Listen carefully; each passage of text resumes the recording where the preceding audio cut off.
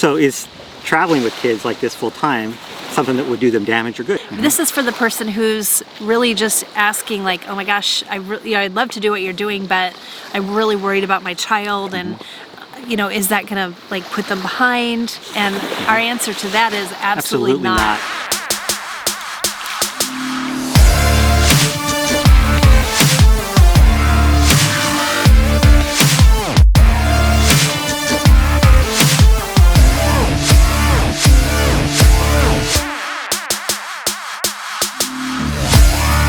About a lot of things we talk about on our channel, we are clearly not experts. What? Yeah, don't do as I do kind of a thing. But about kids, I think it's safe to say that... Hi, Bastion. About kids, it's safe to say that this is an area of knowledge and expertise for us. Absolutely. Yeah, we've worked in residential care with youth and children, and parented about 100 kids between the two of us. Yep. My master's in clinical mental health. Jennie's master's is in education. And and he is a counselor ongoing. So. For kids. Yeah, so I'm a child mental health specialist, state of Washington. So believe me, it gave us pause to think about making this switch in our life, because I know, and we know, how incredibly important community and stability are to kids. Yeah. So is traveling with kids like this full time something that would do them damage or good? That was something we really looked at before.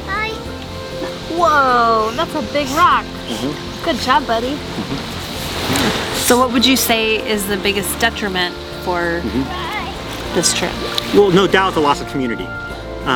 Kids do need the grandparents and their neighbors and their Sunday school teachers, and they need those things. All those things are resiliency factors for kids. So when bad things happen, if you have a strong community, that can mitigate some of that, for sure.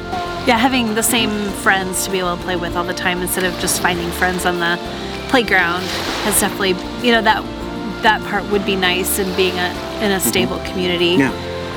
But what would you say would be the most important person in a kid's life? Exactly. I think that, I think we put way too much focus on kids having friends. And I think while that's important, I think at the same time, really the parents are the most important. Honestly, for Sebastian, I feel like us having more time with him has been a bigger benefit than him having friends. Where are we? The waterfall. There.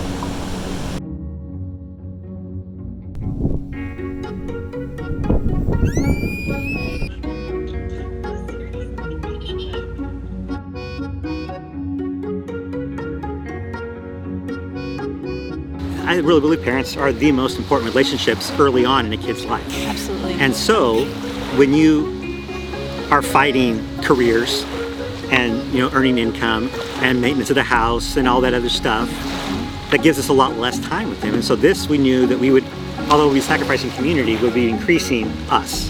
The developmental growth that we've seen in him, his vocabulary, his thinking skills, his reasoning and problem solving has just exploded. And you gotta think, if kids are anxious, they're learning less, because as Zaddy goes up, functioning goes down. When he's with us and he knows that we're keeping him safe, he can just calm and relax and be a kid and play. And this idea that it was started by PJ a long time ago of graded school systems, it makes it easy for schools, but it's not necessarily best for kids. Now, when he's hanging out with us all the time, that's why we're seeing this increase in vocabulary, this increase in functioning, because he's modeling it after us. Yeah. But if he was in daycare all day, or we dropped him off at kindergarten, he wouldn't have all that time with us. He'd have a lot of time with other kids that had the same lower development level, and so they wouldn't develop as much. So there's definitely pluses and minuses to those things. The lifestyle that we've adopted is one that's way more conducive to us having time with him and doing meaningful things with him. Yeah.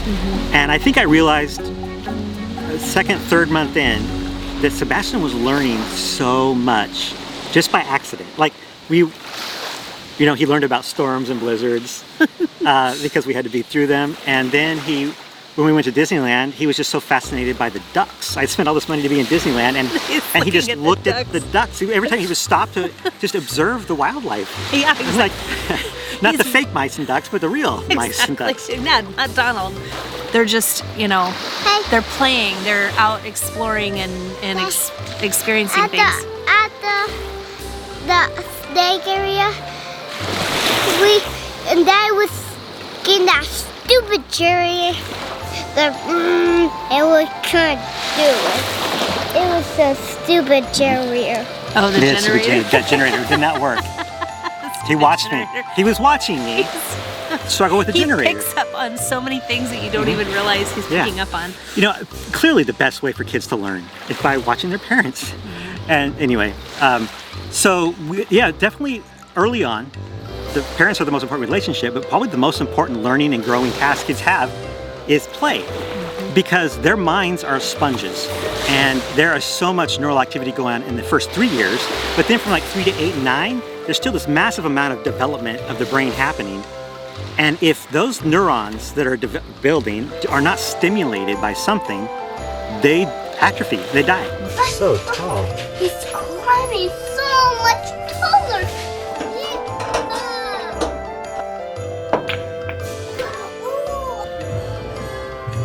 We're guilty of that too. Like, you know, you stick the kid in front of an iPad, and even though they might be on learning channels or whatever, it's very different learning. The brain doesn't fire like it does when they're actually physically doing stuff and playing and moving things around and building and watching how things work. And preschools can absolutely have a very rich learning environment, but I would challenge to say which would be a richer learning environment: traveling the country with your family and experiencing firsthand wildlife and adventure and places and things, or pre-programmed activities that happen in a day with a bunch of other kids. I guess I would just challenge that probably neurologically for kids it's probably better for them to experience. And I get that some people can't do this, so we're not trying to say that you're not a good parent or not doing the best thing for your kid. This is for the person who's really just asking, like, oh my gosh, I'd love to do what you're doing, but I'm really worried about my child, and you know, is that gonna like put them behind? And our answer to that is absolutely not. But we're going kayak. And what are we looking for? We found a sea turtle. Yeah, we found some turtles.